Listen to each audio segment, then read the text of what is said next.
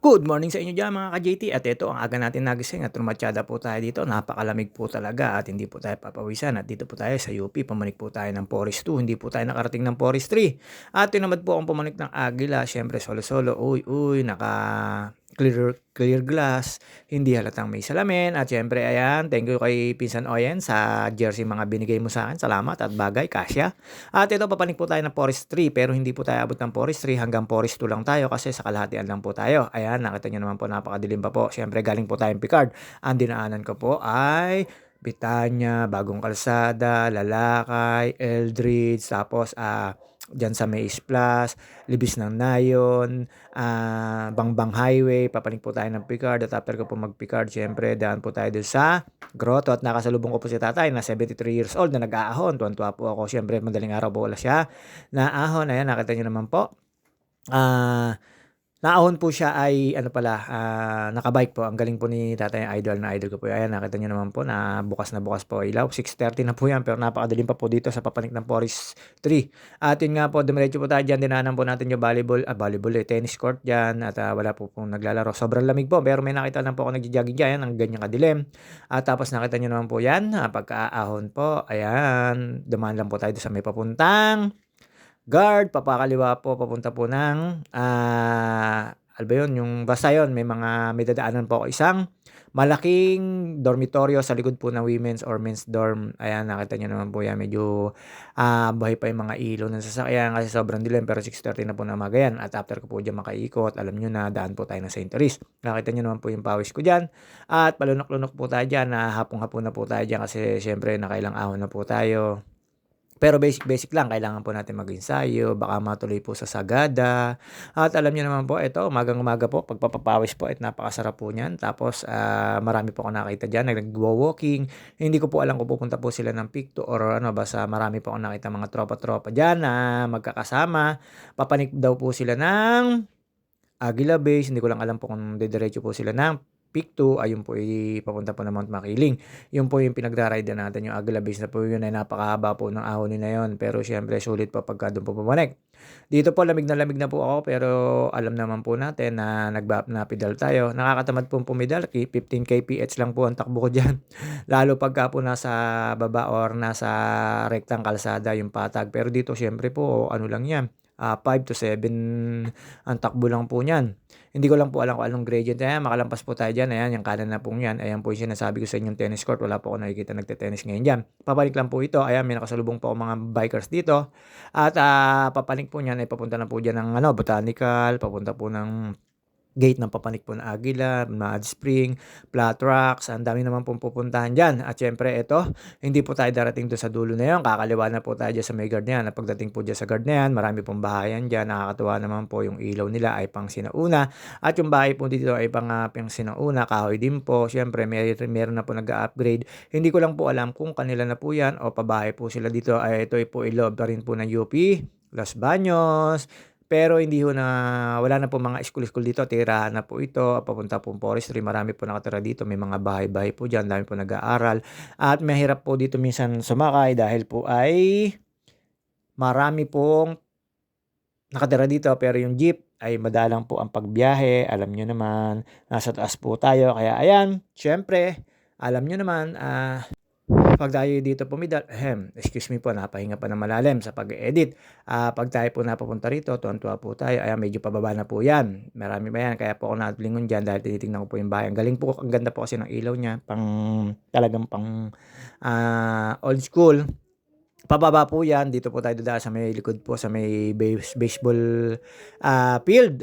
At tatambay po tayo dun sa may, alam nyo na, sa tower at kokonti lang po yung nakita natin. Siyempre, shoutout kay Toto. At yun nga po, nakita ko po doon na nagwo-walking. At ito po, siyempre, OG, tropang OG, Mama Mia, Dana Hutut, Mary Grace Villapando, Cherry Lourdes, excuse me po, Cherry Lourdes Pabalate, Marilet Sebastian, Elvis Puwalagaya, Mark Mendoza, Jay Mendoza, Armando Kulot, mga tropang OG, At syempre dito dire-diretso lang po tayo dito. Si paring Jervis at si paring Arvin, shoutout sa inyo.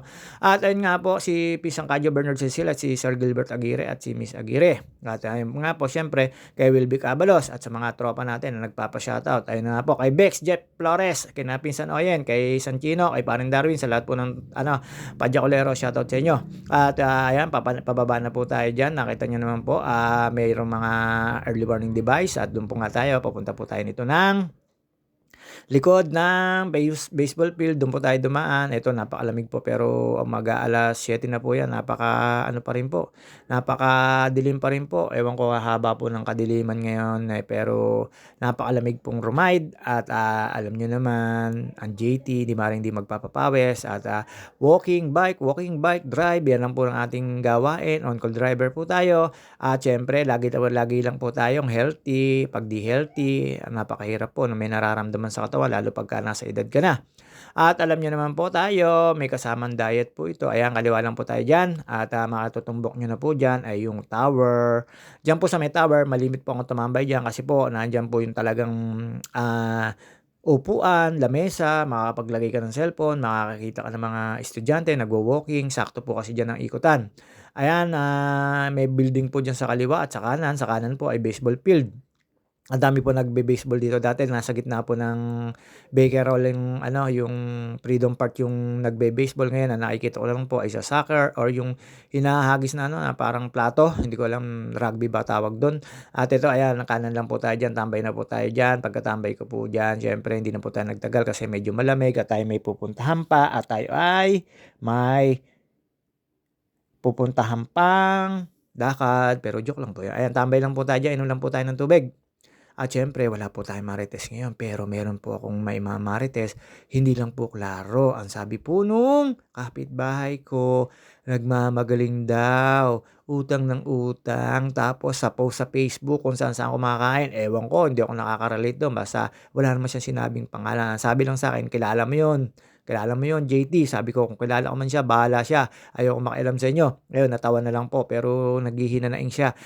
Kung gusto nyo pa malaman, GCash is the key, alam na this. At syempre, tayo po ay naghahanda, nagpa-practice para po sa January, baka matuloy po tayo ng Sagada ni Pinsan Chino. At alam nyo naman, tayo po may lakad sa December 23 hanggang 26. Tayo mawawala muna. Makikita nyo na lang po kung nasaan tayo. Nasa malamig na lugar.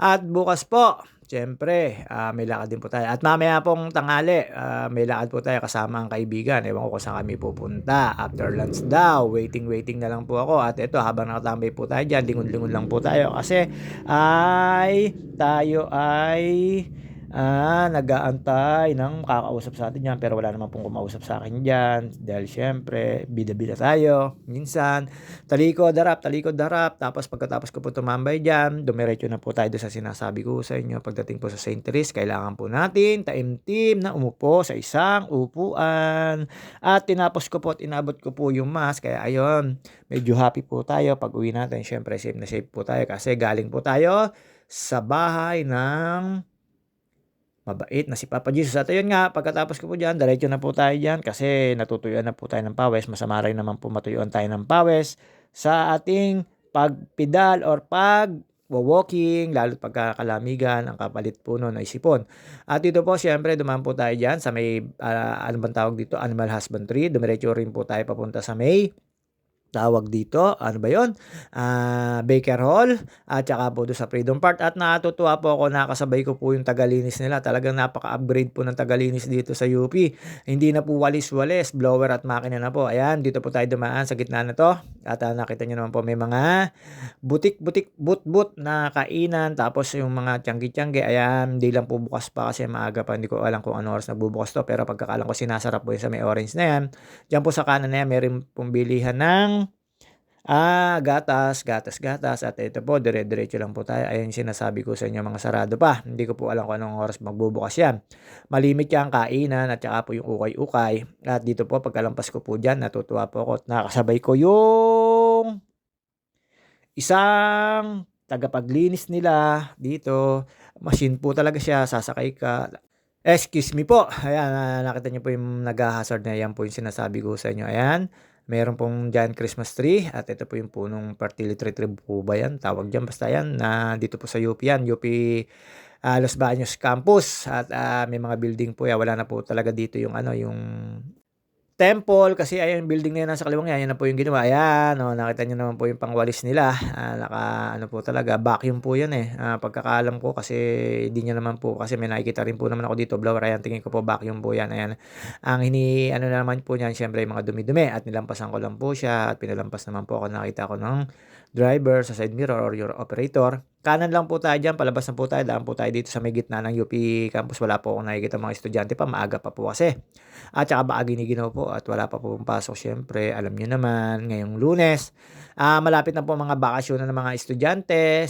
December, vacation. Alam na dis, mahaba-habang pahinga. At sobrang lamig pa ho. Tsaka nakakatamad gumising po sa umaga. At ito nga po, at tayo nagising na maaga. At sinipagan ko po kahit po ako tinatamad. Alam nyo naman, kailangan natin pagpawisan.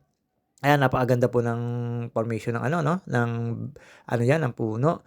At meron pong mga ilaw-ilaw diyan at marami pong mga tambayan diyan, upuan diyan. Andiyan po yung oblation, pero hindi na po ako nakakapanood dito yung nananakbo ng hubo, dahil po sa ano nila, sa UP. Dati po meron nakakapanood pa po ako, tapos may takip lang po sila ng face mask ba o maskara, basta yun po, hindi ko po alam kung anong tawag. Kanan lang po tayo diyan, papunta tayo ng St. Therese, alam niyo naman, 'di ba, hindi tayo dadaan. Ayan, pakit po tayo, dila-dila pa. Nandito po tayo sa ayan, UP campus pa rin po 'yan. Yan ang school po 'yan. Hindi ko po alam kung anong school diyan o kung anong pangalan ng ano, basta sa UP 'yan. Hindi ko po alam kung anong pangalan ng building. Pero yan na dito po syempre, tagal ko rin po namasada kaya alam ko po yung mga daan-daan dito. At alam niyo naman, gala tayo, ang JT Sakalam. At dito po, wala po tayong nakakuwentuhan dahil maaga. Pero mayroon ako nakita po mga senior citizen na nagbabike. Lalo si tatay no, yung 73 years old na umaahon pa ho ng Picard. At pagpalusong naman po ay siya ay naglalakad. Takot na po siya maaksidente. Sabi niya sa amin, masyado raw matulin. At syempre tayo, hindi naman nagmamatuli lalo sa lusong at wala pong kontrol. At yun nga po, eto, papunta po tayo nito ng St. Therese at pagkaupo ko po sa St. Therese, inabot ko po yung mask at nakita niyo naman po ang kulay po ng aking kadamitan. Courtesy of, bigay po ni Pinsan Oyen yan. Alam nyo na, bakit napapunta sa akin yan? Baka kasya pa sa kanya. Hindi, joke lang po yun. At syempre, eto, pagkatapos po natin dito at lumabas na po ako sa papunta po, ang daan natin ay papunta po ng gate at nakita ko po meron na pong Belen, tsaka po may mga tawag dito yung star sa ibabaw. Sa gabi po nakikita ko napakaganda po nito. Siyempre araw, patay po yung mga ilaw. Ayan, palabas na po tayo, pa-exit na po tayo ng UP Gate at dadaan po tayo sa may LB Square at doon kay Ate Maye. Ate May yung tindahan na lagi sarado, lagi ko sinisigawan, yung pala sarado yung tindahan ni Ate Mariel. At ito po, diretso lang po tayo dito, palabas na po tayo dyan. Ayan, makikita ko po sa inyo yung bili, medyo malayo lang po at talagang napakalamig po sa pagpedal ko nito. 15 kph lang po talaga tinatakbo ko. Tapos napakalakas pa po ng hangin na sumasalubong sa inyo. Napakabigat pong pumidal. Sobra po pagbigat ng pagpedal pagka sumasalubong po sa hangin, lalo po kayong mahirapang pumidal para po kayo nag-aahon. Tapos ang ganit-ganit pa, gawa po nung sobrang lakas po ng hangin. Alin nga, paulit-ulit ka. Siyempre sa mga ka-driver ko at ka-bikers ko at mga nagmumotor, ingat-ingat po tayo sa kalsada. Iwasan na po natin ng road rage kasi po tayo ay may magpapasko at magbabagong taon, maging peaceful po tayo at meron pong isang road rage sa isang kariton tsaka isang pickup na binatukan pa po yung nakakariton. Medyo mali po yun, na-trauma tuloy po yung bata at yun nga po, ingat po tayo lahat sa kalsada. At ito, palabas na po tayo. Ayan. JT, ang kulay-kulay ng suot mo. At lampas lang po tayo dyan sa LB Square. Pagkalampas ko po sa LB Square, ayan, yung dating gimikan dyan. Siyempre, alam nyo na, dire-diretso na po tayo pa uwi. Ayan, yung LB Square. Hindi ko po alam kung marami na pong gimikan dyan or marami pa pong kainan. At syempre, hanggang dito na lang po muna tayo. See you on my next video. Sa mga hindi ko po nabate, pasensya na po. At sa mga sumusuporta at nanonood, naniniwala sa akin, maraming salamat po. See you on my next video. At binabati ko nga pala po si Kasmot. Pabus!